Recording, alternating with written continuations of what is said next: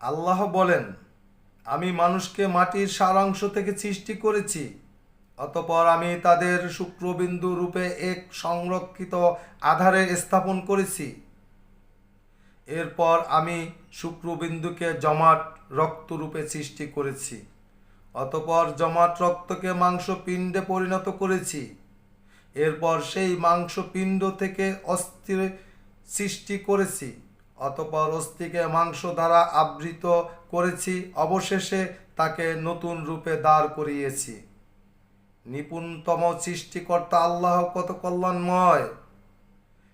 তিনি সেই আল্লাহ যিনি তোমাদের আকৃতি গঠন করেন মায়ের গর্ভে যেমনটা তিনি চেয়েছেন।